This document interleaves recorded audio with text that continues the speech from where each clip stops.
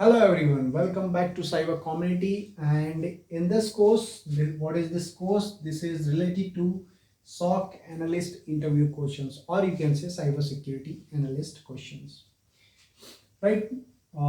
You have to crack the interview. How you are going to crack? You are a fresher, you are a mid-level, or might be a senior analyst, right?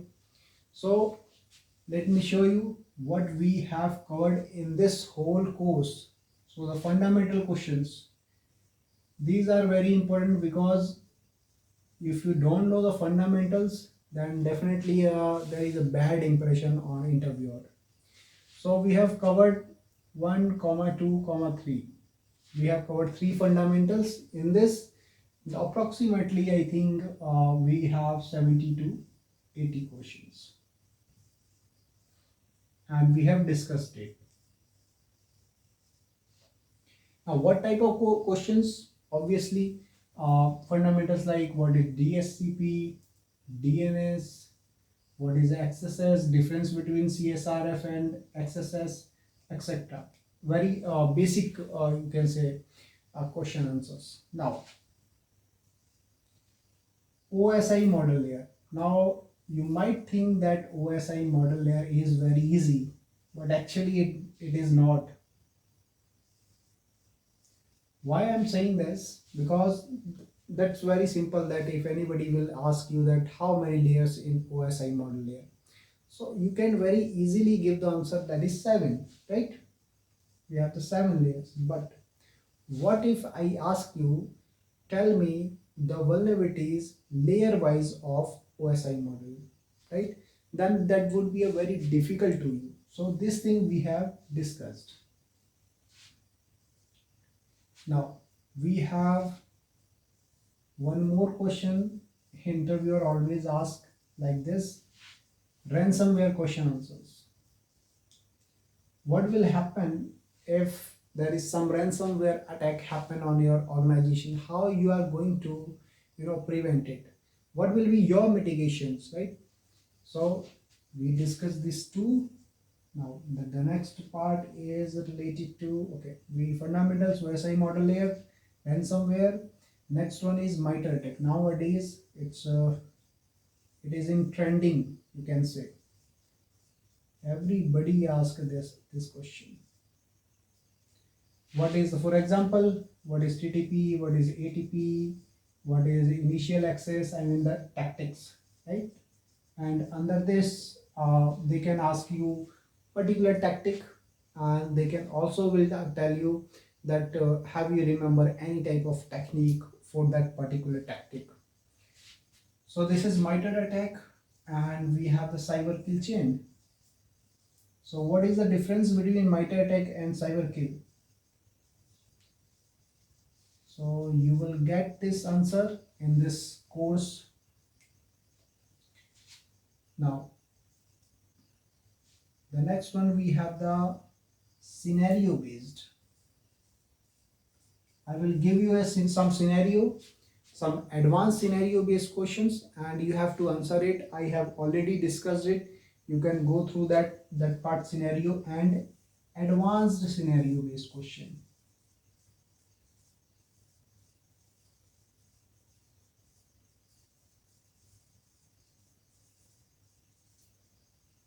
Scenario based and advanced scenario based question answers. Now at the last, we have the roles and responsibilities,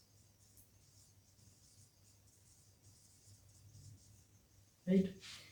We have the roles and responsibilities. Now if you have already worked in an organization and you don't know that what was your roles and responsibilities, then definitely that will be a very tough to answer it, these questions, because definitely they will ask you, have you ever handled any Trojan, have you ever handled any malware in your previous organization, or any attacks which you have seen, right? So these kind of questions they are going to ask you. You have handled the QRadar, whether it's a Splunk or any type logarithm, ArcSight, whatever the SIM you have already used. They are definitely going to ask you that what is the architecture, how actually that works. So these kind of things they are going to ask you. And believe me guys, 9 out of 10 students, they give me a feedback over this, that this particular course helped them to crack the interview. I received on the daily basis from Udemy. This course is also available on Udemy. So if you want to, I have already given the link in the description. If you want to download the PDF particular, you can go through that and you can download from there as well. But for this particular, you can check whole series of this particular, you can say the SOC cybersecurity interview question answers, and you will find that this is one of the best course in your life to crack your interview. So thank you so much. With that, let's start the course. And if you didn't subscribe the channel, please subscribe the channel and share the video. Hello everyone. So in this video we are going to talk about fundamental questions part 1. Basically we have divided this fundamental questions because there are 55 questions and we have divided it in two parts. So let me start with what is an IPS and how does it differ from IDS. Basically this question always asked by the interviewer. So let's see what exactly the IPS. IPS is nothing but intrusion prevention system and IDS is intrusion detection system. Now what is the difference between the both of them? Definitely both are the part of the network infrastructure, but how it differs? So IDS, let's talk about the IDS. So IDS generally used for the detection of any you can say detection of traffic, right? So whatever the traffic is flowing in your environment, it is coming to IDS. So once it will detect something, it will send to the administrator, and whatever the administrator have to do, they will do. And in intrusion prevention system, we can say that there is a particular signature on which if there is something suspicious found in the traffic related to that signature, then IPS is going to block that. So this is the basic difference between these two. Apart from that, the main difference if we talk about, so IDS is one of the monitoring system and while IPS is a control system. So apart from that, you can just read out more information here. Now, second question, which is one of the important, which is generally asked by the interviewer, explain risk, vulnerability, and threat. So here is a very easy way to learn this risk, vulnerability, and threat. So let's say threat is nothing but attacker, you can say a bad actor. So this is what a threat. So usually threat exploit a vulnerability. Vulnerability means the weakness, whatever the weakness of the organization through which a threat can enter. So a threat exploits a vulnerability and can damage or destroy an asset. Vulnerability refers to a weakness in your hardware, software, or procedures.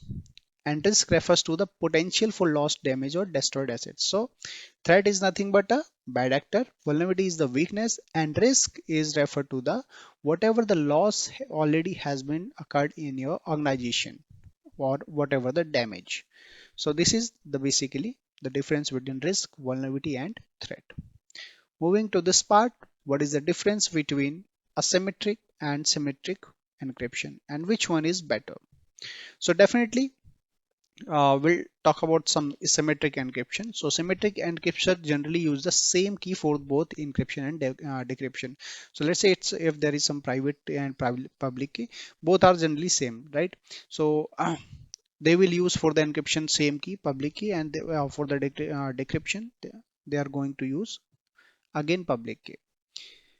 Whereas in asymmetric, we have two keys, private and public key. Now here, with the help of public key, we are going to encrypt the data, whereas with the help of private key, we are going to decrypt it, right? So usually what happens in asymmetric encryption, it takes much time because we have to encrypt, then we have to decrypt it as well, we have to send it, right? So it is taking much time than the symmetric encryption, and that's why symmetric encryption is faster, whereas the asymmetric encryption is slow.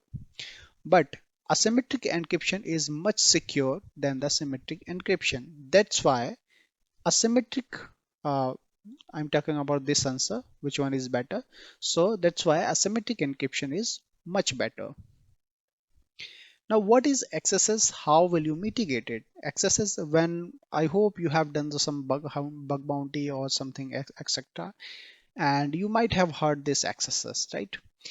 And if you are fresher, then definitely I would suggest you again that you can just go on Udemy. There will be a course of cyber community, bug bounty, or offensive hunting course. So you can take that course. That is a very minimum price, maybe I guess 360. You can directly contact me on cyber community and we'll give you a link of 360 rupees. Now, what is accesses? So accesses is nothing but a cross-site scripting in which generally we use JavaScript vulnerability in web applications. So the easiest way to explain this is a case when a user enters a script in the client side. Now, here one main thing to remember is that the interviewer can ask that what exactly the accesses attack is. So you can tell them that accesses is a client-side attack, right? Accesses is a client-side attack, right? Now what we can do to mitigate this, generally what we can do, we can input the validation, we can use we can implement a CSP, that is content security policy, we can sanitize the input. These three things we can do as a mitigation part. Now, what is the difference between encryption and hashing? So generally encryption is a two-way and we can say reversible. Hashing is non-reversible. Why I'm saying this? Because you know once there is a data, we are encrypting it, right?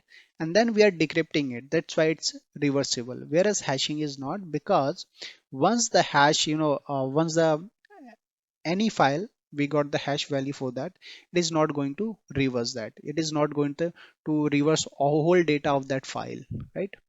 So but hashing can be cracked using rainbow tables and collision attacks. And encryption, what encryption ensures? It ensures confidentiality, whereas hashing ensures integrity. Integrity means there is no modification of data. Now, what is CSRF?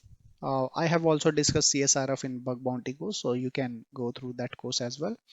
Now, cross-site scripting request repository is a web application vulnerability in which the server does not check whether request came from a trusted client or not. So let me give you an example, right? So let's say there is a web application, right? And you are one of the user, I'm another user. So what I will do, I'm changing something on my account on that web application, right? I'm changing in my profile section. Now with the help of brute force, I have taken all those things and I'm sending you one of the HTML file and you are directly clicking on that. So all changes whatever I have done in my account, that is also reflecting in your account, right? So this is what a CSRF. And uh, actually the server is not knowing that from where exactly it is coming. So it is thinking that you are the person who is doing it. So that's why from my point of view, CSRF is a server side attack, but somewhere it is also written as a client side attack, because generally it is happened due to the mistake of client, or we can say a victim. Now, difference between XSS and CRFs, we have discussed both of them. I hope you understand. XSS is much dangerous than CSRF because it's a client-side attack, right? And it can steal your credentials, password, whatever the very important data, you can say. So this is what the difference, and you can read more things with the help of this PDF file. Now, is XSS client side? Okay, we have already discussed this one. Now, what is IOC? So, indicator of compromise, right? So, let's say you have seen hash value, IP, domain, URL, user agent. Now, if these are malicious, these are suspicious, then it means these are the indicator of showing something is malicious, something is suspicious. So, that's why we call it indicator of compromise. For generally, to know all those things, we see that whether the IP is malicious or not, whether the domain, URL, user agent, or you can say the hash value is malicious or not. Okay. Now, antivirus versus EDR. This is one of the important question. Believe me, guys, I have given a lot of interviews and I have take the feedback from my seniors, my juniors, and everybody tell that they always ask this question: antivirus versus EDR. Maybe they will ask you about firewall versus antivirus versus EDR. So you can also gone through my YouTube channel and you will also get the whole video of that. Now EDR is all definitely we know it's a endpoint detection response, right? And it works on real-time monitoring and detection of threats. So it's a behavior based, right? EDR is behavior based, whereas antivirus is your signature based, means there is some predefined signatures, and on those basis antivirus is detecting the suspicious traffic, or you can say the malware. Whereas EDR is the real-time monitoring, it's a behavior based. So there is inbuilt of sandbox and they are going to analyze each and everything that what actually the pattern analysis, that what actually the pattern is happening. So that's what basic difference between EDR and antivirus. Now here is one question: do I need both?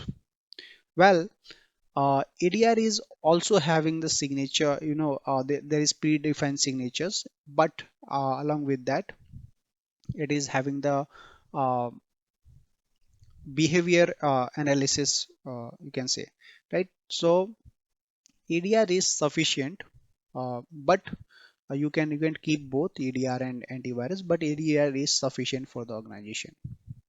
What is a firewall? A firewall is a network security system that monitors and controls incoming and outgoing network traffic based on the predefined security rules. It means there is a particular predefined rules, and on those basis, it is taking the, or you can directly saying, it filtering the traffic on the basis of predefined security rules. Now, what is the difference between IPS and firewall? So the main difference being that firewall performs actions such as blocking and filtering of traffic, and while an IPS detects and alert a system admission, or you can say the prevent the attacks as per the configuration. So generally, if the interviewer is he is expecting more answers from you, so you can add here more things like firewall generally captures the header, IPS captures the payload. So firewall, what actually firewall captures, uh, in the header form, they capture IP addresses, right? Source IP, destination IP, port numbers, domain URL, these things they capture. Whereas IPS check whether there is something known malware, something known suspicious thing is there in that payload or not. So on those basis, if there is something malicious, they will detect it and they will block it. Now question number 13: what is a security misconfiguration? So security misconfiguration is a vulnerability when a device, or you can say the application network, is configured in a way that can be exploited by an attacker to take advantage of it. So this can be as simple as leaving the default username, password, and so. So generally, this question, this is very less chances of asking this question by the interview, but they can ask this question. So you should remember that what actually the security misconfiguration. Now, what is a black hat, white hat, and gray hat hacker? Now, let me complete this in a very beautiful manner. So black hat is nothing but a hacker who has no authority, but he is hacking, right? Whereas white hatter is also known as the you can say ethical hacker, who have the legal authority to perform the actions. And gray hat hacker is just the combination of black and white hat hacker. Now, question 15, how do you keep yourself updated with the information security news? So guys, this one is very important because definitely they are basically these two questions which I'm marking. These two questions are very important because definitely they will ask you that how you keep yourself updated. So you can start reading the blogs such as Trend Microblogs, Hacker News, GB Hackers, and apart from that they can also ask name some recent attack and explain in brief, right? So if you are reading something, you are updating yourself, then definitely you should be aware about the latest vulnerability recent attack. So for example, as far as I'm making this video, so the recent attack is Spring 4 shell vulnerability, and you can also include the log4j vulnerability. So these are the some recent attacks. You should focus on these two questions. Now, what is CIA? CIA is nothing but a triad. You can say confidentiality, integrity, availability. Now, what is confidentiality? Keeping the information secret. Integrity is nothing but keeping the information unaltered. Unaltered means there should be no modification. Availability, information is available to the authorized parties at all times. Now here HIDS versus NIDS, and which one is better and why? So guys, HIDS is a host intrusion detection system and NIDS is network intrusion detection system. Now the difference here is that uh, maintaining the HIDS is very tough because we will get lot of traffic with the from HIDS, whereas managing the NIDS is too easy. So as for the enterprise, NIDS is preferred as HIDS is difficult to manage, right? So this is what the basic difference, and you can read more things on Google here. What is port scanning? Port scanning is the process of sending message in order to gather information. Gather information means reconnaissance. For the reconnaissance, we use port scanning, right? About the network system and definitely which port actually is open, so that they can think about entering from that port number in the organization. So this is what the port is scanning. Now what is the difference between VA and PT? There is some you can say the minor difference. So vulnerability assessment is an approach used to find flaws in an application network, whereas penetration testing is the practice of finding exploitable vulnerabilities like a real attacker do. So VA is like traveling on the surface, whereas PT is digging it for a gold. Now let's move to question number 21. And this is one of the important question. Can you name some response codes from a web application? Well, yes. See, you might have seen 201, 200 code, right? 301, 302, error code 404, right? So what exactly those things, right? So if there is something error is coming, or if something HTTP code is starting from 1 and then XSS maybe 0110 whatever up to 199, then it's a informational responses. And the code which is starting from 2, then it means the success. Starting from 3, it means redirection. Starting from 4, client side error. And starting from 5th is server side error, right?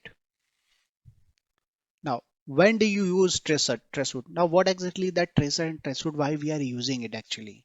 So let's say if you are not able to ping any destination, then here we can use the trace route, or you can say the tracer, and this will definitely help us to identify where the connection stops or gets broken, right? So and it will also help us to know that whether it's a firewall, whether it's ISP, whether it's a router, etc, etc, right? So with the help of this trace route or tracer, we will get to know where exactly the connection is breaking. DDoS and its mitigation. So DDoS, we know it's a distributed denial of service, right? So when a network or server application is flooded with a large number of requests, which is not designed to handle, making the server unavailable to legitimate requests. So let's take an example. Uh, there is a web server, and they it can only take 100 requests per minute, right? Now you are a hacker and you just you are doing DDoS attack and you are requesting 200 or let's say 101, right? Let's say 101 requests per minute. Then what will happen? The server is not going to reply to the legitimate person who is asking for the something, right? So this is what the DDoS. It means the flooding of the traffic far after, you can say, more than the bandwidth of the server. So this can be mitigated, this can be mitigated with the help of scrubbing center. Scrubbing center is nothing but, there is one of the center which generally block the traffic of DDoS, and it only filters the legitimate. It passes through only legitimate traffic. Now, what is WAF? WAF is nothing but a web application firewall. So it is used to protect the application by filtering legitimate traffic from malicious traffic. So if there is a lot of traffic coming, then it will only filter that legitimate traffic, and malicious traffic it is going to filter out. WAF can be either a box type or cloud based. How do you handle antivirus alerts? This can be asked by the interview. So check the policy for the AV and then alert. If the alert is for a legitimate file, then it can be whitelisted, right? And if it is malicious, then definitely we need to quarantine, or we are going to delete it. So the hash of the file can be checked for reputation on various websites like VirusTotal, Malwarebytes, etc. So see, let's say if there is a file of BitTorrent, right? And definitely the hash value is going to generate for that. So you can directly check the hash whether it's malicious or not. You can check for that file whether there is something or not. So if it is legitimate, you can whitelist. If it is malicious, you can delete it. Blue teaming versus red teaming. So a red teaming is an attacker and a blue teaming is defender. So being on the red team seems fun, but being in the blue team is difficult as you need to understand the attacks and methodology the red teams may flow. So as a blue team, you have to defend all those attacks with the help of tools, with the help of your knowledge, with the help of your investigations. Next question we have, what is a false positive and false negative in case of IDS? Which one is more acceptable, right? So when the device generated an alert for an intrusion that has actually not happened, right? So what exactly the false positive is, right? So let's say you have set one of the rule, right? But let's say for brute force, there is a logic that there is 10 failures for a minute, right? But alert is generated for five failures for a minute. Then definitely it's a false positive because we didn't set up a rule for that, and it is a false positive. Now what is that? False negative.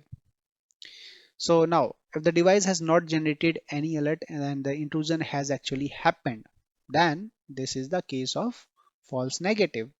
Well, false positives are more acceptable. False negatives will lead to intrusion happening without getting noticed. Now let's see the last question. What is the data leakage? So data leakage, or we simply call it DLP. How will you detect and prevent it? Well, organizations are using different types of DLP.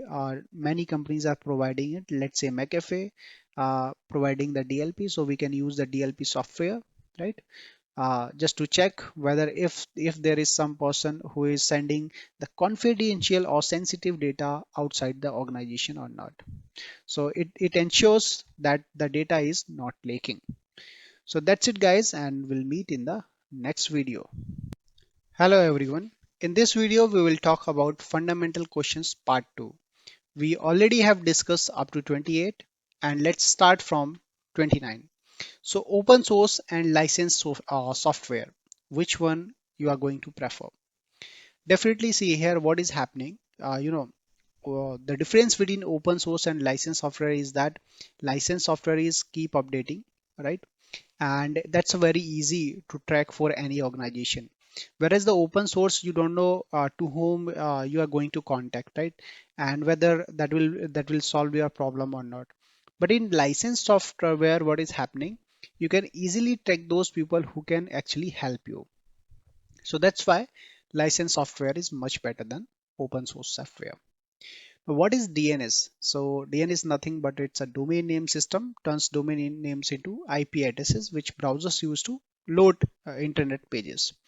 Well, let's say example, you are writing www.google.com, then definitely DNS is responsible who there is a domain name and it is converting into the IP address because computer can't understand domain, right?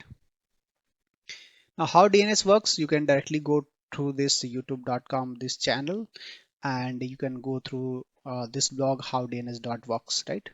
So you can go through these two links and that will be much better and you will get to know that how actually it works.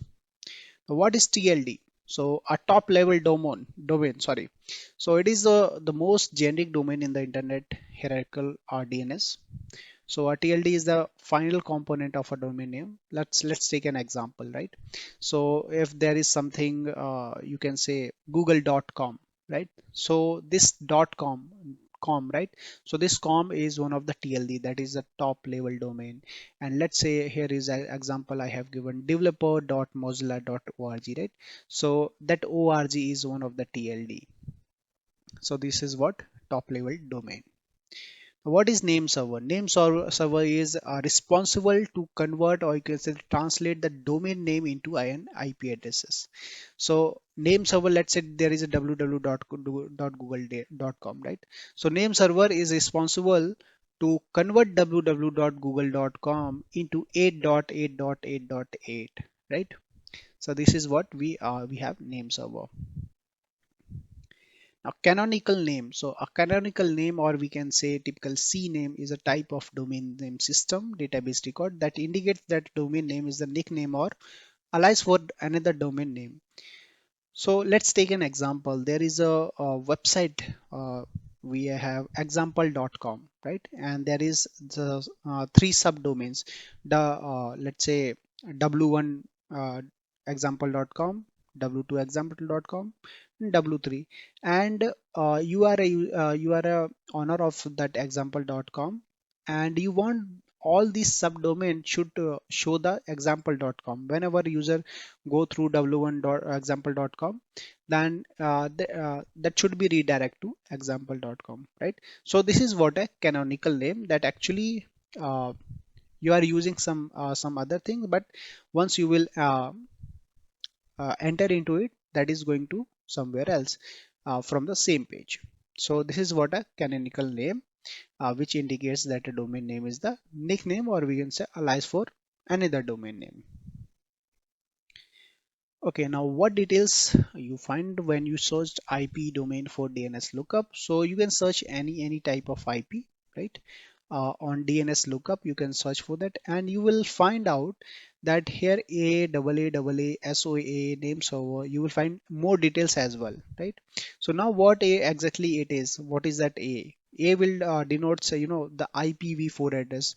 A will denotes uh, it will show you IPv6 addresses. SAOA, it means start of authority, right? So here you will get the administrator email ID, when was the last date when that IP was updated or something else, right? Name server, definitely you will get with the help of this DNS lookup. There will be more components as well, but you will have to find out. You will have to search on that DNS lookup because this question definitely ask many interviewer ask this question. What is DSCP? DSCP generally we all know that it is used to assign the IP addresses to a host, basically in an organization or wherever, right?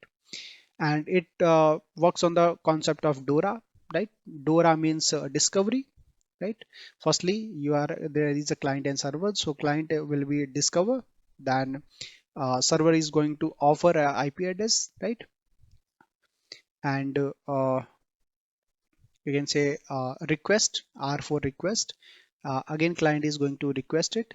Then server is acknowledging it to the client. That's how it works on concept of DORA. What is CVE? Which authority generates CVE? CVE is nothing but common vulnerabilities and exposures. Whenever there is some unique vulnerabilities or something vulnerabilities happen, and there is no numbers of CVE, then definitely there is an authority which we call CVE number authority, that is CNA. They assign one of the unique CVE to a particular vulnerability.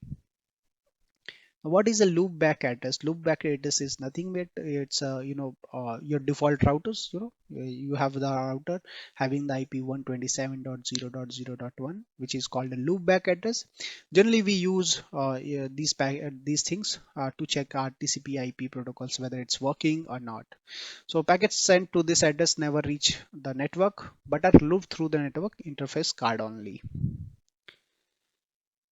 Now, difference between thread and process. So a process is a program under execution, right? That is an active program. A thread is a lightweight process that can be managed independently by a scheduler. So process requires more time for context switching as they are more heavy. Why they are heavy? Because there are multiple threads in a process. There can be a multiple threads, but a thread is definitely a very single one, so definitely it will take less time because it's very lightweighted. Now what is the difference between thread and services? So service is a component of Android which performs long running operation in background. Okay, I think we also have seen service in Windows as well, right? So you can search for that as well. Now thread is a OS level feature that allows you to do some operation in the background. What is Kerberos? Kerberos is very important. Kerberos is a computer network authentication protocol that works on the basis of tickets to allow nodes communicating over a non-secure network to prove their identity to one another in a secure manner. So let's take an example here. Uh, you might have heard or you might have seen SSO, single sign-on, right? So what was the logic behind that? Who is working behind that SSO? So Kerberos is behind that SSO, and Kerberos is working it because Kerberos is responsible to authenticate for the third party that yeah, he is the right person who is accessing the single sign-on. You might have seen what is 0x18, okay, 0x12 as well in Kerberos authentication. So now what exactly it is? So 0x12 client's credential have been revoked. It means account disabled, expired, maybe logged out or maybe logon hours. And what about the failure code 0x18? It means that account was already disabled or logged out when the client attempted to authenticate. What is kernel? So kernel is the essential center, or you can say the heart of the uh, OS, you can say. So computer operating system, it is the core that provide the basic services for all other parts of the OS. So it is the main layer between the OS and hardware, and it helps with the process of memory management, file system, device control, networking. LDAP generally works on port number 389, and it is a tool for extracting the editing data stored in Active Directory and other compatible directory service providers. And each user account in an entity has several attributes such as the user full name and email address, etc, etc. Sorry. So now what is salted hash? Now why we are using salted hash? We already have the hash. Well, hash can be cracked with the help of a rainbow table, maybe with the help of collisions. So that's why we are adding some extra you can say extra data, or you can say the extra character in the hashes so that it can be secure. Now, what is brute force attack? How you will mitigate it? So it tries various combination. Maybe there will be a list of user and password, and it will repeatedly use it until and unless it is get in. Right, so this repetitive action is like an army attacking a fort. So mitigation, what is the mitigation? You can limit the login attempts, right? You can enable two-factor authentication. You can use captchas, and you can also block the malicious IP. What are encoding, hashing, and encryption? So encoding is nothing but it converts the data into the desired format required for exchange between the different systems. Let's say, for example, base 64. Hashing. So hashing is nothing but it means the integrity of a message data. We have already talked about this, and we also talked about the encryption, that it ensures the data is secure, and one need is a digital verification code for image in order to open it or access it. So it shows the confidentiality, it shows the integrity. What are the TCP header flags and what they do? So SYN, OS, ACK, push, RST, and FIN. So SYN means synchronize, right? Urgent means if there is any urgent packets, you can directly call it. Acknowledge, it shows that yeah, the packet has been reached. Push, we can push the packet. Reset means uh, the connection has been reset, and FIN means the connection has been terminated. What is three-way TCP handshaking there? So that's basically a very easy one. If there is a client server, so client is sending SYN for SYN means it initiating the communication, right? And server is sending SYN plus ACK. It's initiation of communication plus it has acknowledged that yeah, client has sent the initiation request, and then client is saying yeah, I got it, and he's sending the acknowledged packet, and the communication is established. Now, what is VLAN? Virtual LAN means what is the difference between VPN and VLAN? So VPN, it is related to remote access to a network with the secured and encrypted tunnel. Basically, there is an encrypted tunnel through which we communicate from one PC to the server, maybe to the second PC. That is very secure, and it saves the data from prying eye while in transit, and no one on the net can capture the packets. VLAN helps to group workstation that are not within the same location into the same broadcast domain, logically segregates network without physical segregation with switches. So it does not involve any encryption. So here the data, so basically it's always in the local. So it is not going to having the encryption. Now the difference between proxy and VPN. So there is a minor difference. VPN use the encryption, whereas proxy is just VPN is also hiding your IP, a proxy is also hiding your IP, but VPN uses using a encrypted tunnel through which your communication is happen, whereas the proxy not. So this is what the basic difference between these two. Difference between reverse proxy and forward proxy. So the main difference between the two is that forward proxy is used by the client, right? So let's say you are the client and server is not knowing your IP address, right? And reverse proxy is just a reverse of that, such that server having a particular IP and he is using the proxy, but the client can't able to know from which server he is actually getting the data. So that's what reverse proxy. Now SSL versus TLS, how SSL works, which one is better? Well, you can say TLS is the elder brother of SSL because TLS is more secure, right? SSL is a secure socket layer and TLS is, you can say, okay, let's firstly check it SSL. So it is a protocol that enables safe conversation between two or more patients. It is designed to identify and verify that the person you are talking to on the other end is who they say they are, right? For example, let's say HTTPS, right? That uses the SSL, and TLS is one transport layer security, which is also one of the cryptographic protocol, and that provides authentication data encryption between you can say server machines and application. SSL is the predecessor to TLS and they can be used together. So this is the whole process of SSL handshake process. You can just read out these things. I'm not going to discuss these things because I have already written here. Definitely TLS is more better than SSL. Now, what is the difference between virus, worms, and Trojan malware? So now let me clear it in a very short form. Now, virus can affect a particular system, and it can, it can make a replica of its own.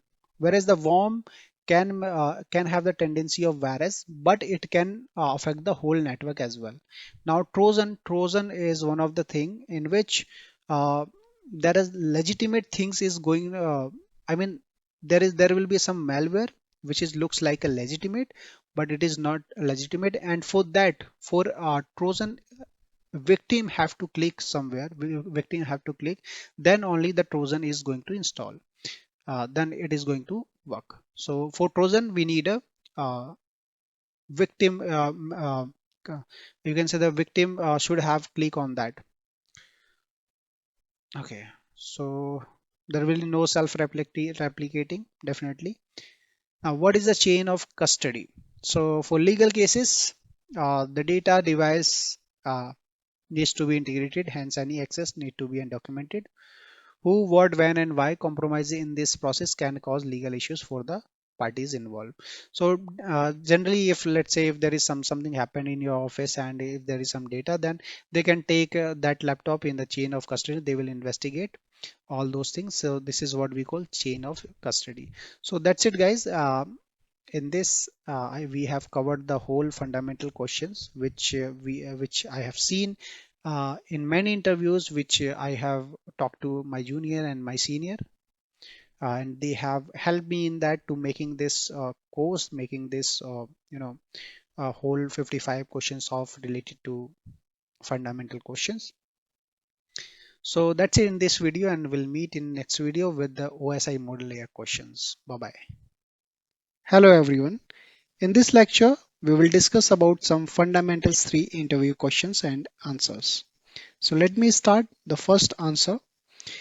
What is an IP address? We all know IP address. Who manages the IP address? So this type of question, generally they ask to freshers and sometimes a very senior level, because it's always a very difficult to remember the basic concepts. So what is it? What it is? IP stands for Internet Protocol. We all know, right? So what exactly the IP address is? So it's nothing but a address having information about how to reach a destination, or you can say how to reach a specific host, especially if we talk about the outside the LAN. So IP addresses containing 32-bit of unique address and 232 address spaces. And generally they have the two notations. Number one, decimal notation, and number second, we have hexadecimal notation. Now, who manages this IP address? So it's there is a firm, or you can say the authority, that is called IANA, that is Internet Assigned Numbers Authority. So this is the authority, this is one of the standard organization who assign the IPs to every, even the you can say the organizations. Now, what are the different classes of IP addresses and what are the range of each classes? So basically there are five classes: A, B, C, D, and E.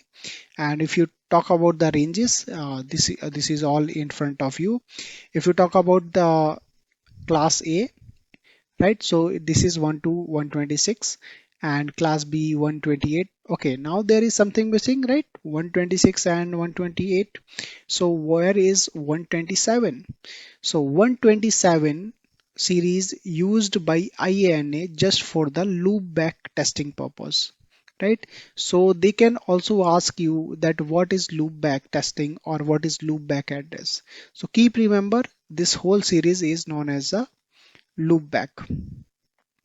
Loopback is generally, if I can say, it's nothing but whenever there will some communication TCP IP or whatever that is going to, will be a loopback that is not going to outside that IP.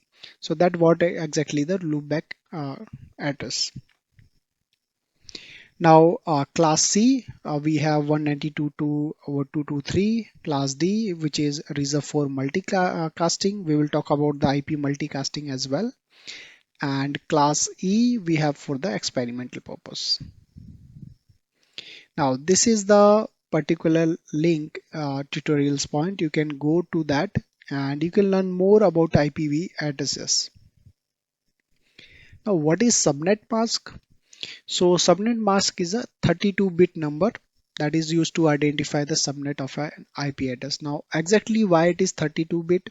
So because every octet have 8-bit. Now there is four, you can say there is four things. So we have multiply 8 into 4, that is 32, right? And obviously we can't understand in the form of ones and zeros, but computer can understand ones and zero. So they have the combination of ones and zeros. We all know about the binary one, right? So let me show you just an example. So these 8 octets, right? That is 255. Again, 8 octets, 255. Sorry, 8 bits. My bad. And again there is 8 bits, right? So it's totally like this one, 255 dot. This is in the decimal form, and this one is the in the binary one, you can say.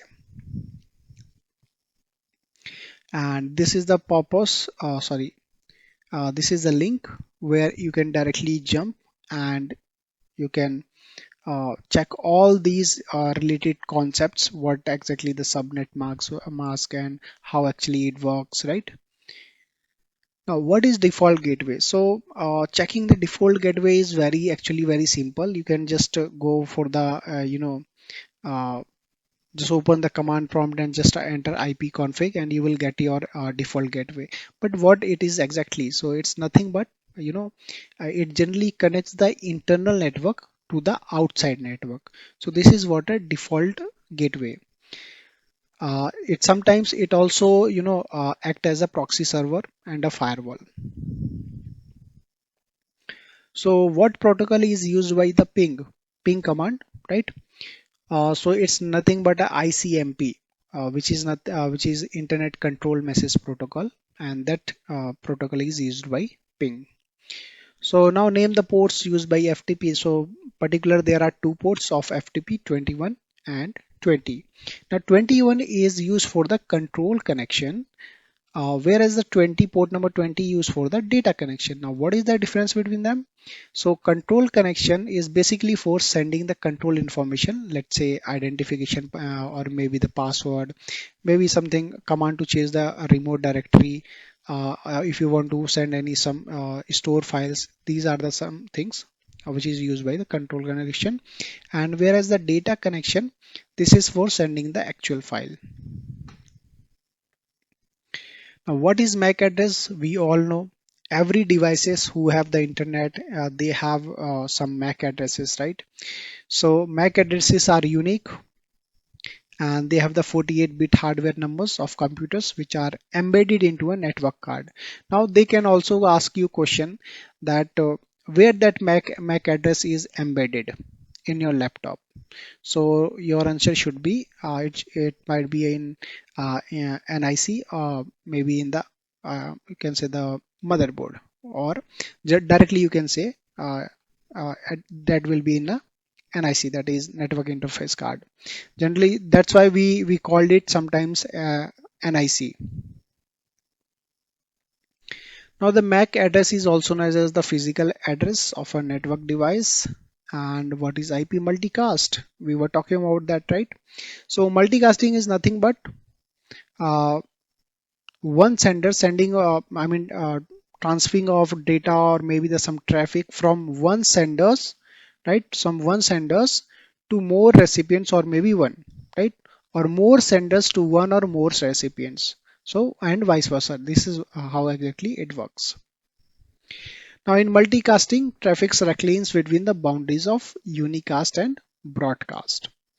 So it serves direct single copies of data streams, and that are then simulated and routed to host that request it. You can this is a very good concept actually, IP multicast. So you can Google it more, because as this is not a full course only for the IP multicast. Otherwise, I will tell you how exactly it's a very good concept. You can directly Google, and you will get to know each and everything.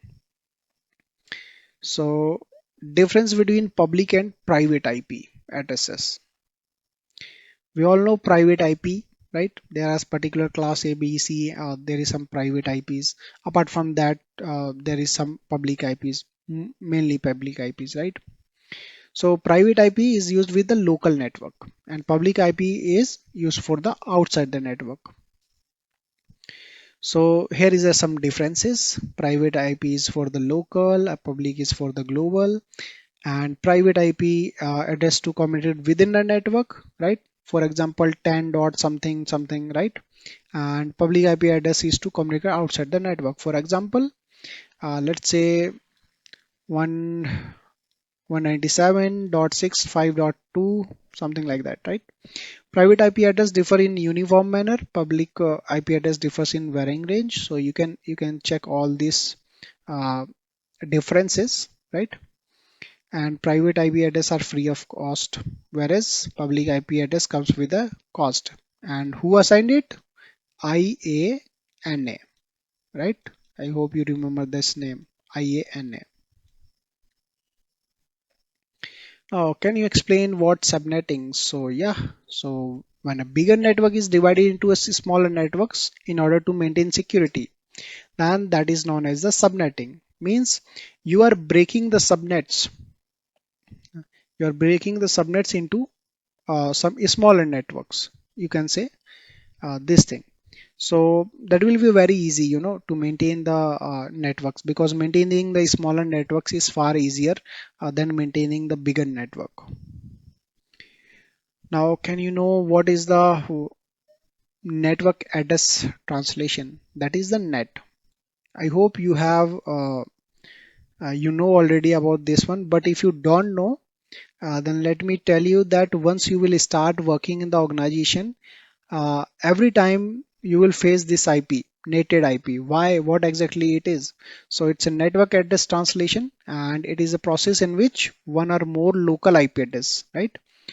It may be one or it may be multiple, is transferred into one or more global IP address. Why they are transferring?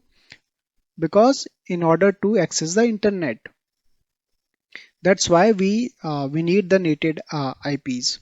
So it may be the vice versa, not only for the local IP address to global IP address, right?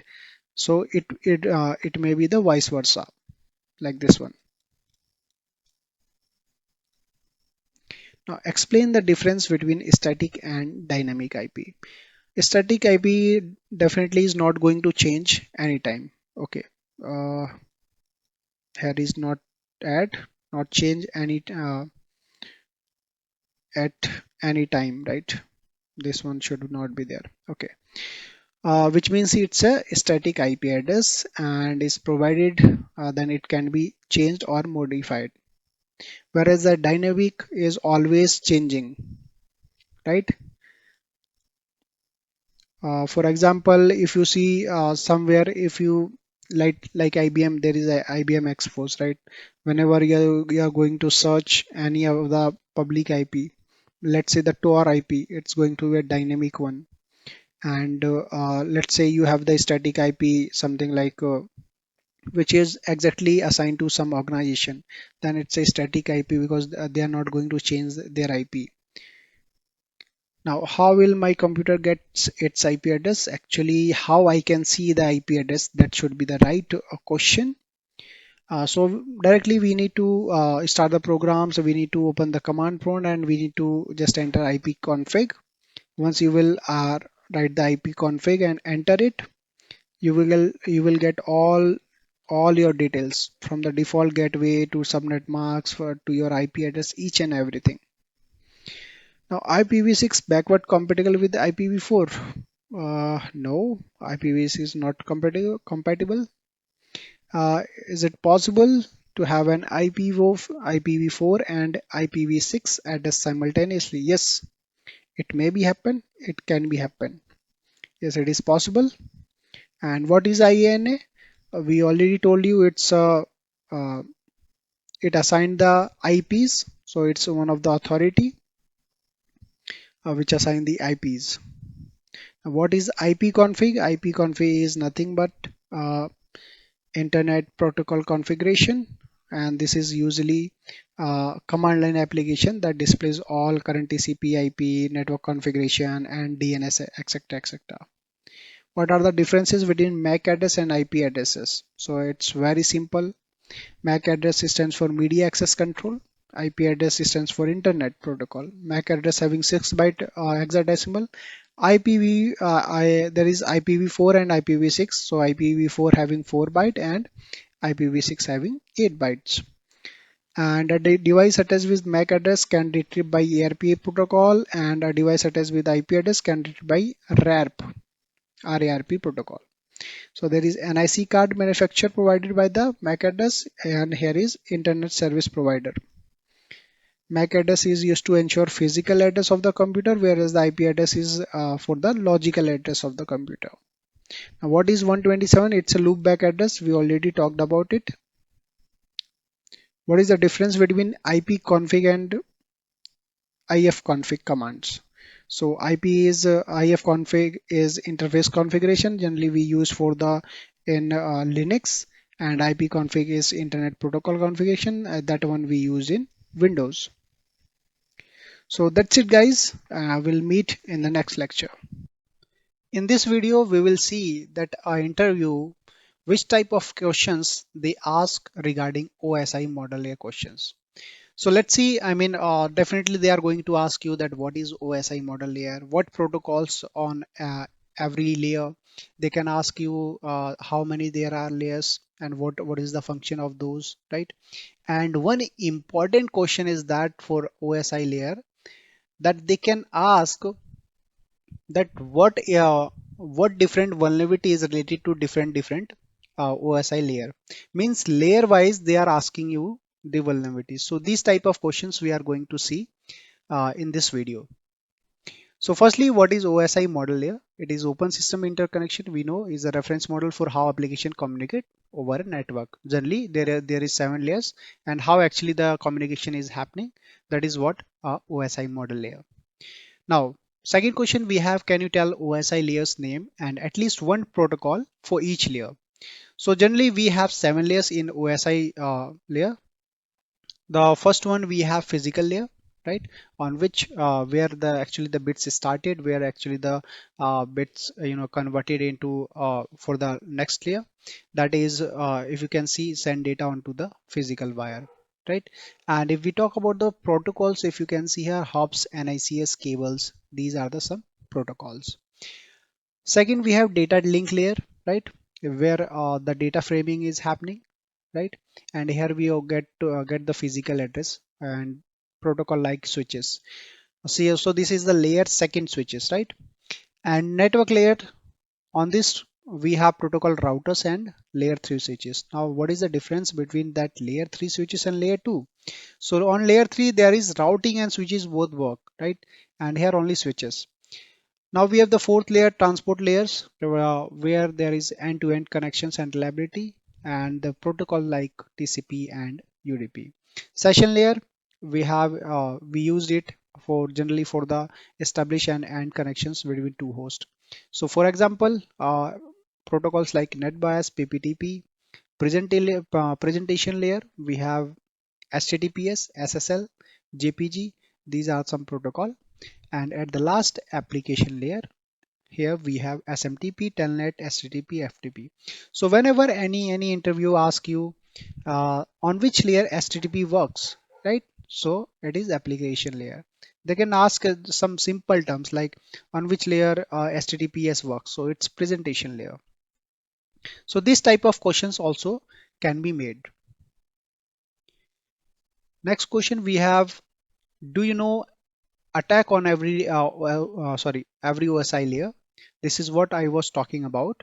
So on application layer, if you can see here, these are attacks: SQL injection, cross-site scripting. Okay, so if you remember, we were talking about client side, client side attack about cross-site scripting. So what is client side? That is obviously application, right? So that is what application layer. And parameter tampering can be happen, slow risk attacks, which is generally used for DDoS. On presentation layer, we have attacks like SSL hijacking, decryption attacks, and coding attacks. On session layer, we have again session hijacking attack, man in the middle, which is important. They can ask on which layer man in the middle attack generally works. So it's session layer. Now, SSH sniffing can also be done. Transport layer, on transport layer, TCP sequence prediction can be happen, SYN flood, and UDP based amplification attacks can be happen. On network layer, IP spoofing and jamming, definitely here we got the actually IP, right? we have already seen here. If let me show you again here, generally we got the logic address, that is IP address. Okay, so we were on the network layer. So IP spoofing and jamming can be happen here. Black hole attacks, civil attack, packet sniffing can be happen. Data link here ARP spoofing can be happen, because there generally we got the MAC address, right? So ARP spoofing can be happen. MAC cloning, you can read about ARP, that what actually the address resolution protocol. So this is nothing but just it is used for the mapping of MAC address and IP address. So how actually spoofing work, you can read out in Google. I gave you just a introduction that what actually the ARP. Now spanning tree attack, VLAN hopping, DSCP attacks can be happen here. Physical layer, there at the last layer, definitely physical damage can be happen, and it has been seen many times that there is always a physical damage on physical layer. Apart from that, data sniffing can be happen, unauthorized access also. Okay, so on which layer HTTP protocol work? That is application layer. What is MITM? How can you prevent man in the middle attack? Right, so MITM was working where it was working on the session layer. If you can see here, let me show you again. On session layer, it was working man in the middle attack, right? Okay, so MITM attack happens when a communication between two parties is intruded or intercepted by an outside. So let's say there is a A and B, right? And you are the third party, you just lied in the center part. A is sending something to B, so you are sitting in the middle, so you are taking some data from A and sending to B by modification, but B is thinking that data is coming from A, so it's vice versa. So this is what MITM attack. So what we can do to mitigate it, so we can use the encryption, right, between both parties, whatever the data is transferring. We can avoid using open Wi-Fi networks, and we can use HTTPS, forced TLS or VPN. So why we are using VPN? Because it gives us the option of encrypted tunnel. You can say the with the help of encrypted tunnel, we can communicate securely. What is sniffing?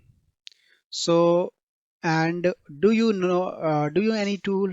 Okay, there is something error. Do you know any tool for sniffing? Obviously, Wireshark is one of the sniffing tool. A sniffer attack corresponds to the theft or interception of data by capturing the network traffic using a sniffer.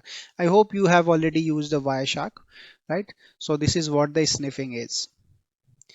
So that's it in this video, and we'll talk in the next video that how actually you can prevent your organization from ransomware.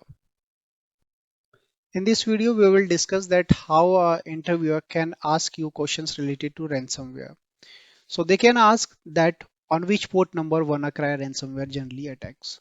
So we have seen from the past, that WannaCry ransomware came in the year 2017, and then after it was started attacking on port number 445 and mainly on NetBIOS port number. So that they can also ask you that what is the port number of NetBIOS, right? So it has 137, 138, and 139. These three ports generally, and for the naming resolution, we are using 137 port number. For UDP, that is connection less, we are using 138, and connection oriented, we are using 139, that is for TCP.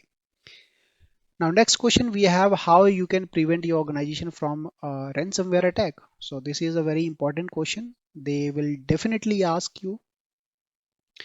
So there are two techniques generally. The number one, we have network segregation, and second one, we have network segmentation. So what we can do in network segregation, that we can split the large networks. Let's say we have we have a large network, and we can split those networks in two parts.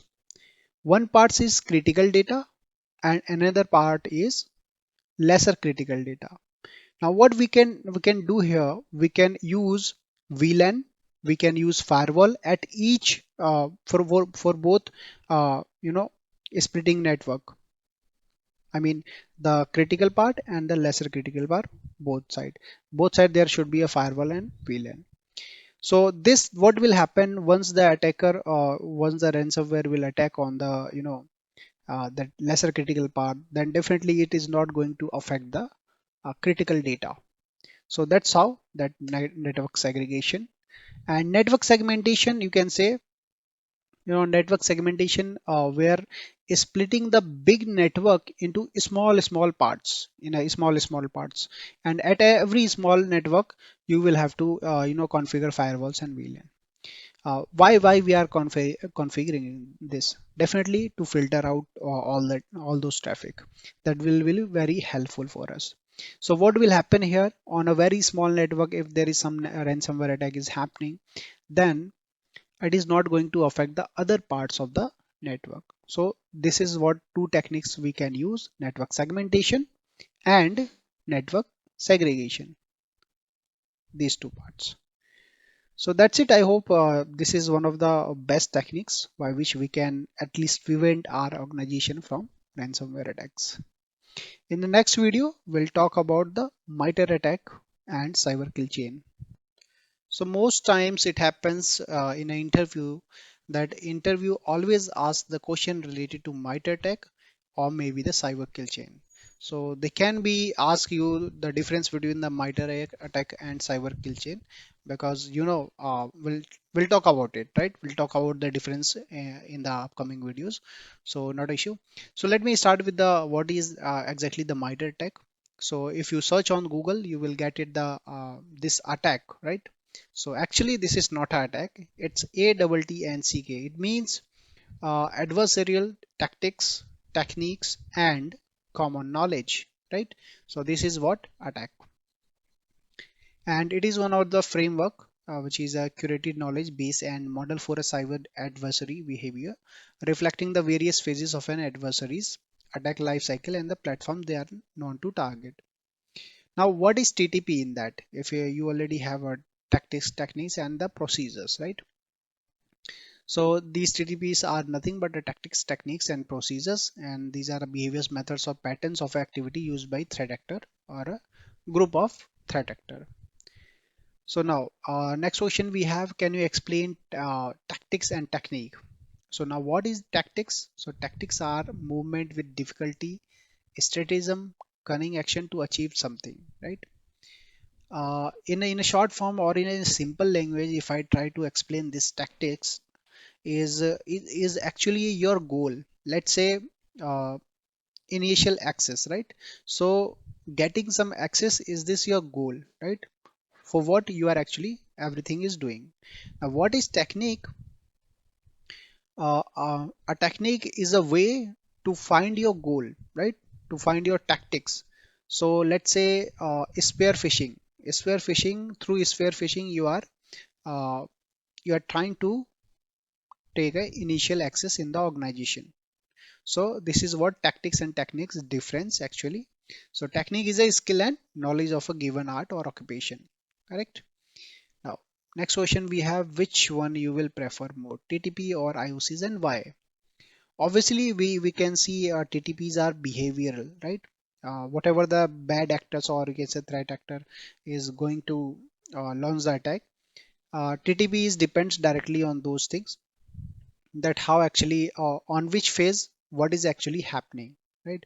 And IOC is nothing but you can collect the indicators whatever the compromises is going to happen through that network, through that attack. So if I talk about TTP is behavior, right? Behavioral base, and IOC is a static base. So definitely if both are preferable, but more preferable is TTP. Have you remember all tactics in MITRE attack? So yes, 14, there are 14 tactics and you can check all those 14 tactics on Google and you can learn all those things that how actually it's working, right? So they can ask you. So now what is defense evasion? So defense evasion is one of the adversary which is trying to avoid being detected. And for that they use different of techniques. Let's say uninstalling, disabling security software, encrypting data and scripts. So different there is different things. You can directly go then on that MITRE attack website. Now what is persistent in MITRE? Can you name some path where it maintain their foothold? So mainly the path is mainly on startup folders, maybe on the registries. In the registries there will be a there we may be definitely in the startup folders, maybe on the different phases. And now what is the persistent actually? So adversary is trying to maintain their foothold, right? So once you gain all the privilege escalation, so you have to maintain your access. So for that we use persistence. And there are some techniques like boot or logon auto start execution. There is also more. You can directly I'm saying from the last 1 minute that you can directly go on that MITRE attack website. What is lateral movement? The adversary is trying to move through your environment. Now here is the actual difference. We'll talk about this difference, okay? Because for that we need a cyber kill chain. We need to understand, then only we can get to know all this difference. So we'll talk about this in the next video. Cyber kill chain is one of the most important question which is asked in the interview. So let me discuss about that, what is the difference between cyber kill chain and MITRE attack. But before that, let's see what actually the cyber kill chain and what are the phases we have. So in cyber kill chain, we have near about 7 phases exactly. The number one, we have reconnaissance, weaponization, delivery, exploitation, installation, command and control, and then action and objectives. Right. So these are the 7 stages. So here are 7 tactics, you can say, and in MITRE attack there was 14. Now, okay. One question generally asked by always by the interviewer, that can you please elaborate your worked incident case in the form of cyber kill chain. So basically, what actually the interview is asking to you, that if you have done any type of investigation on malware, or you have done any incident in your previous organization, then are you able to explore, or are you able to tell those investigation in the form of cyber kill chain process. Let's say, if I let me take give you an example. Let's say I worked on emotet malware, right? So what I will do as a reconnaissance, what attacker will do with emotet. So as a reconnaissance, definitely we need one of the email ID of the user, right? So of the organization. So that is what reconnaissance. Weaponization is I am creating the mail. Delivery is that I am sending the mail to that user. Exploitation, the user is clicking on that attachment. Installation, once it will click on that, it is going to install, and it will after that it will communicate for the command and control. And then action objectives means whatever I want. Why, if I want to steal the data, I can do. So this is how actually it works. So these two questions are very important. Apart from that, the difference between cyber kill chain and MITRE attack.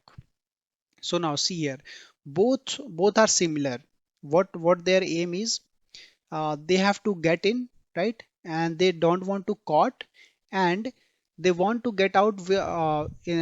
Definitely they want to steal the data. These three things, they have the similarity. But the difference is that cyber kill chain is the step-by-step process, whereas MITRE attack is not. If there is some initial access is happening after person, let's say privilege escalation, after privilege escalation, it is not mandatory that they will go for the persistent. They can go for the lateral movement.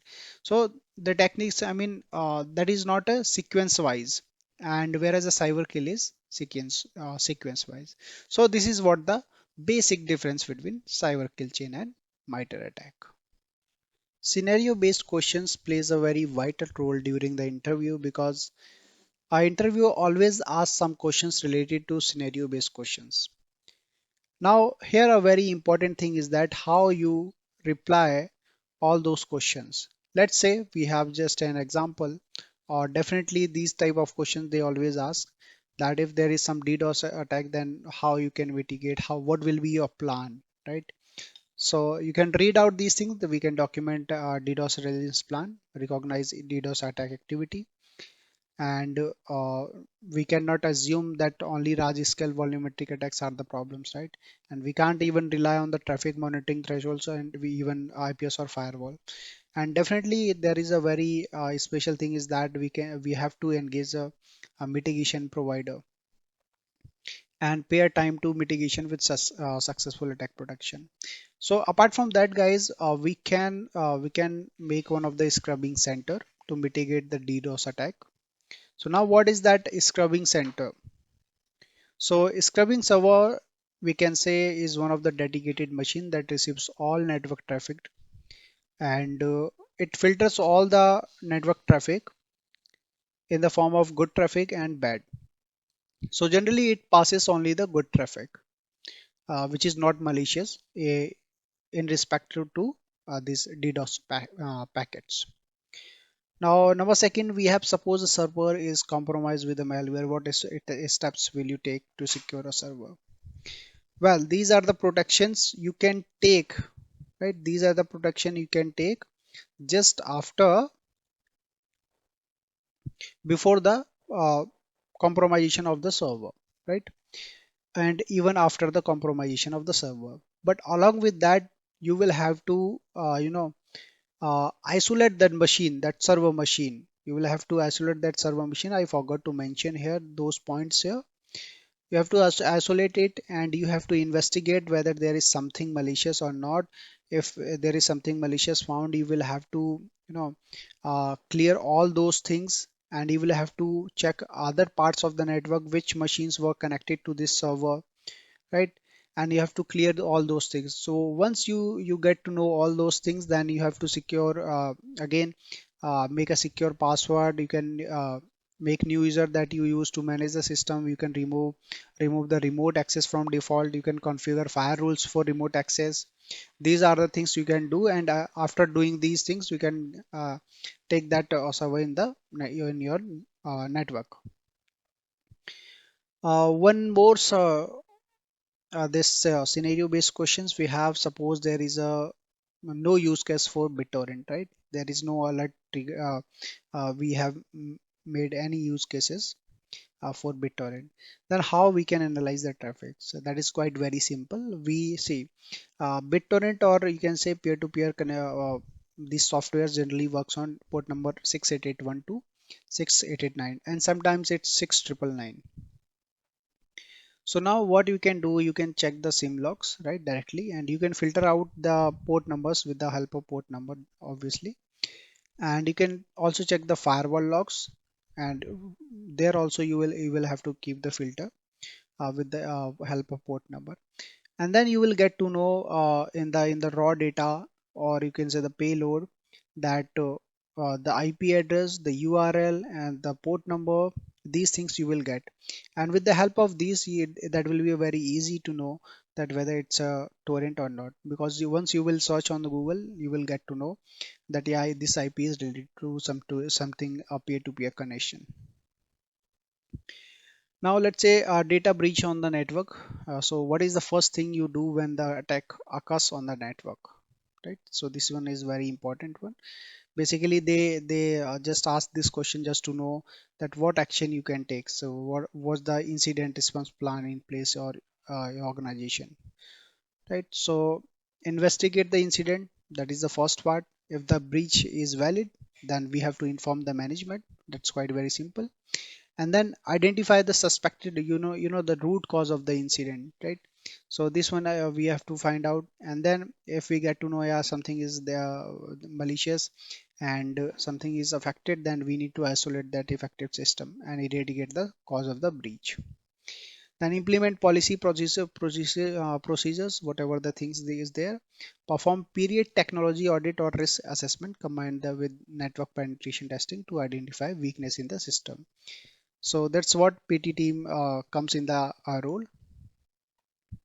Now, how do you keep devices secure if they are on public hotel Wi-Fi? So, well, the first prescription for this is user should use their own mobile hotspot. If they can't use it, then just tell to the user that yeah, they should connect it with the VPN, because once they will connect with VPN, every data is going to be encrypted through a and it will communicate through a tunnel. So through that, the communication will be secure. So that's it guys, and we'll meet in the next video with the roles and responsibilities and sim questions, which is very important. This part is very important. Hello everyone. In this lecture, we will discuss about advanced scenario based interview question. So why this is the advanced? This is because in this interview totally check your investigation part, from your investigation part to your skills, each and everything, and they will get to know that whether you have worked on it or not. So let me start. I will give you some example, but before that let me show you that what actually exactly the scenario is, and for this particular lecture. So the interviewer will give you a scenario, and in between they will stop you and they will change the scenario. Interviewer will try to check your skill, and he will get to know whether you have worked earlier on it or not. For this type of question, you should have proper knowledge definitely, and then only you can answer these type of questions. And for example, we have taken maybe I think 4 questions just to show you that just the demo that how they can actually ask this type of question. Let me start with the number 1 question. So let's say I'm the interviewer and you are one of the candidate. So you received one of the phishing email in your organization, then how you will investigate manually. Now, what will be your answer? Definitely, you will have to elaborate this answer. You will say you will do URL analysis, domain analysis, attachments, right? And you will check whether the email is spoofed or not. You will check the sender domain. These kind of things you will check whether it's malicious or not, right? And once you will set all these investigation, you will set all these steps, they will interrupt you. This is the what the barrier question. Now interviewer stopped you definitely. Now the scenario is changed guys. So let's say everything is clean, even the URL, even the attachments, even the email is not spoofed, the sender domain is also showing the perfectly clean. Now but still the email is the phishing one. Now question is that how you will confirm it. So here is the answer. See, it might be happen guys that URL attachment everything is clean, but somehow that URL is redirecting to some other pages, right? And it might be happen that that URL is asking for the sending you one of the page in which they are asking for the credential. So this type of emails, this type of phishing email generally used for the credential harvesting. So this could be your answer. Now again, there is a barrier question. Let's suppose you entered the credential, right? It is giving an error. Then what will be your next step? Well, see, it can happen that you are just giving your credential and it is reloading again and again. So at least 3 times. This is the you can try at least 3 and more times. If it is showing the same error, then you should check uh, uh, the redirected URL of that URL actually. Then check for the reputation of those things, and on those basis you will have to take the action. You will have to consider whether it's a phishing email or not, right? Now just it's a note, so here interviewer can ask more questions, right? Definitely. So you should have the whole investigation, you should have the knowledge of whole investigation of phishing emails. Now we have the question second. You might have seen the organization use MITRE attack framework in their organization, but why do they use it? though we have antivirus, EDR, SIM, and other tools are there to secure from suspicious activities, right? So what is the need of that MITRE attack in your organization? So let's see the answer. Okay, so these type of tools, let's say antivirus, EDR, SIM, can detect the suspicious activities. There is no doubt. But organization use attack framework just to map out the characteristics and specific tools used in attack across the MITRE attack frameworks, and it helps the SOC team assesses the current effectiveness of the existing security measures and the impact of the attack. So basically, whatever the security we have in our organization, it actually checks all those measures, whether this kind of, let's say, if there is some technique, different technique in the MITRE attack. So whether our SOC team, or you can say the security measures, are enough to face those issues or not, right? Whether we are blocking, we are just denying those traffic or not. So this is what just a framework just to check the you can say the existing security measures and the that how it can be impact on us. Now attack allows defenders to assess whether they can defend against specific ATP, or you can say APT, right, and common behaviors across multiple threat actors. Question third, we have when you move the NIC cards from one PC to another PC, does the MAC address get transferred as well? Definitely, because the MAC address is in the NIC card actually. So it is going to change. But why it is going to change? As I said, because we are changing the NIC card, and MAC address is already encoded in the NIC card. That's the reason. Now last question, we have very important one. Mainly, this is the most asked questions, basically for the scenario-based question. So the question is, have you ever worked on any malware cases in your previous organization? So definitely you might be have worked. So in my case, I worked on it. I worked on many of the like Emotet, ICD-ID, many ransomwares as well. Lot of phishing emails. As of now, I think maybe more than 6 or 7 thousand emails I have already investigated. Okay, now barrier question is that tell us how emoted work. So you have to tell each and everything that how actually that malware, or maybe it depends on you that on which case you have worked, right? So you have to elaborate it.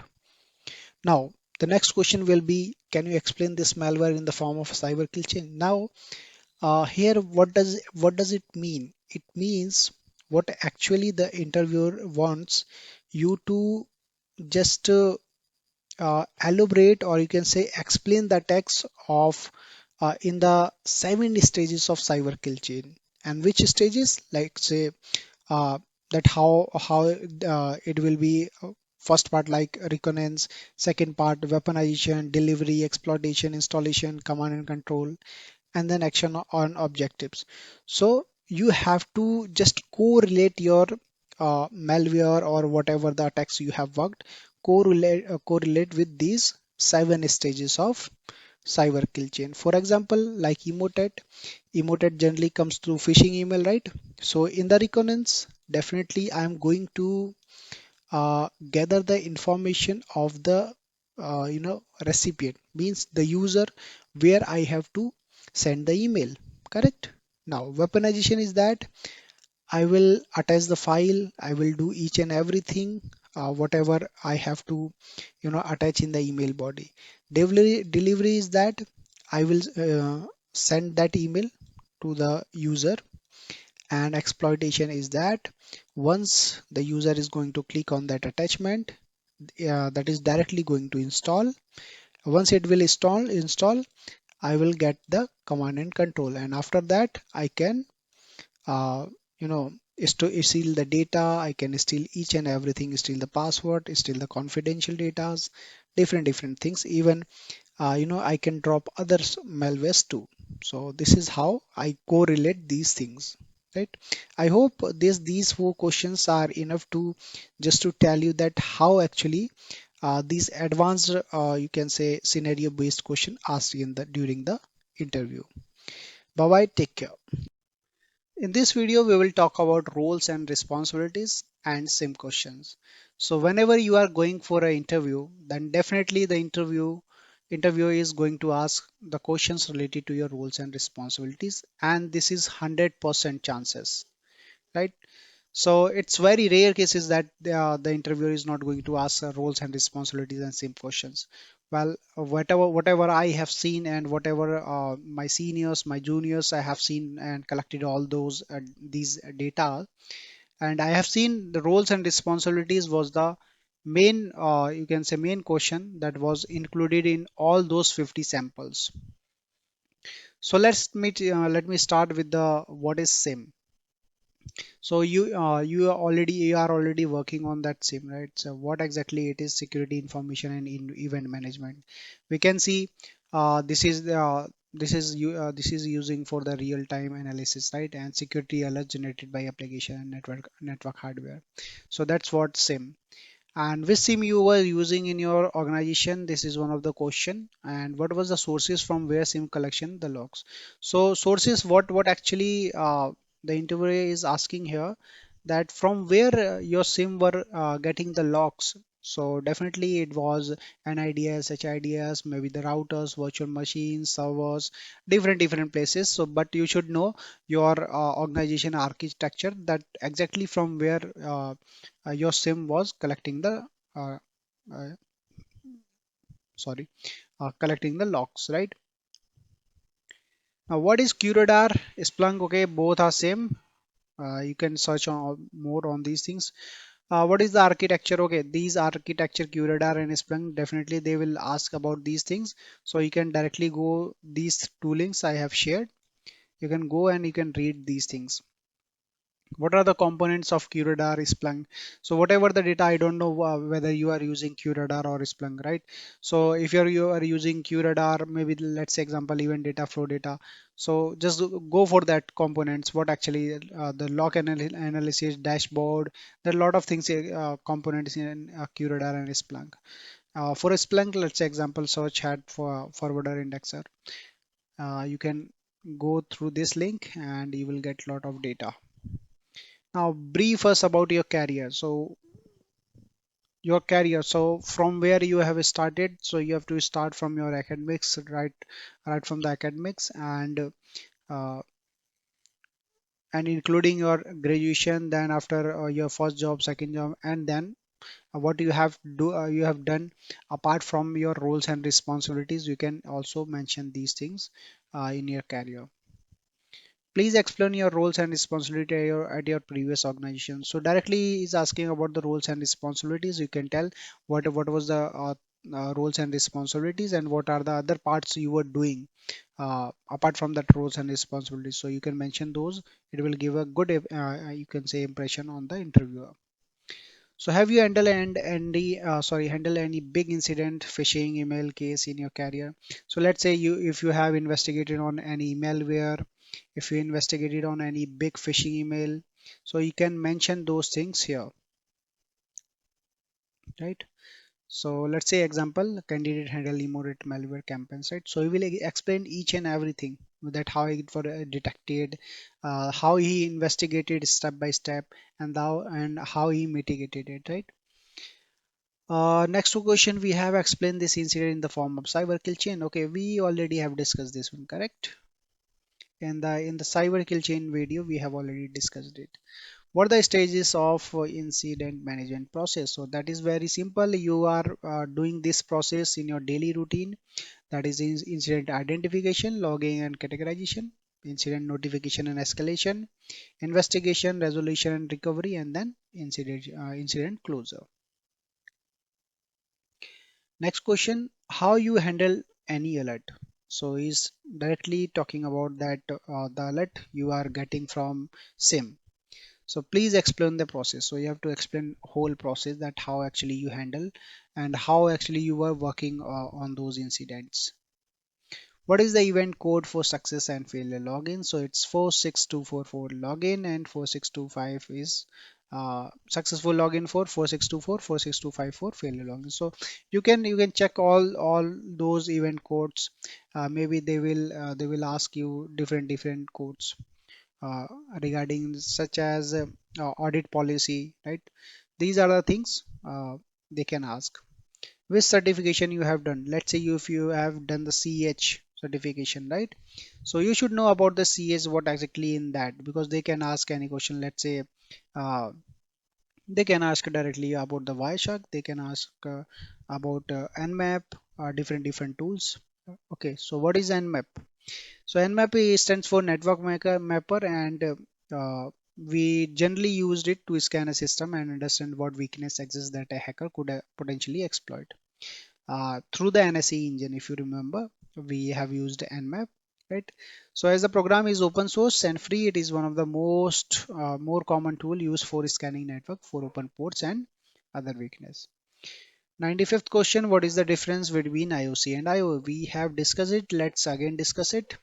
So IOCs are static, but IOs are dynamic. IOA means indicator of attack.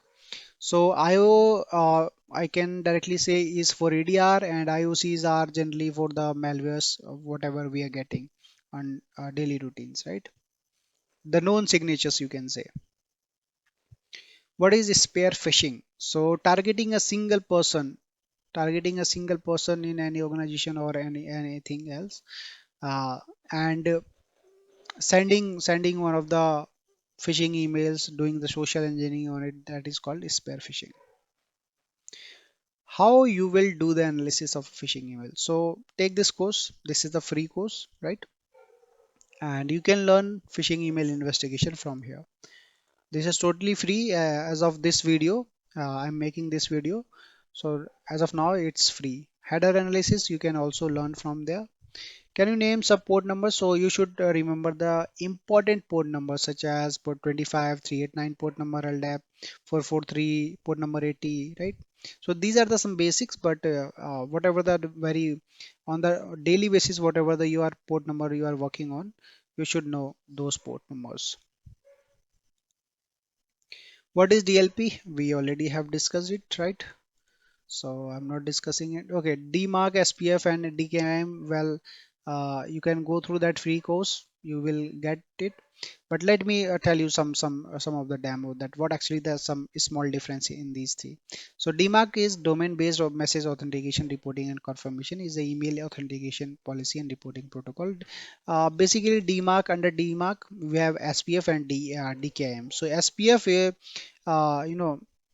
SPF assures that the IP address, whatever the domain, the IP address is related to that domain. So it authenticated those things.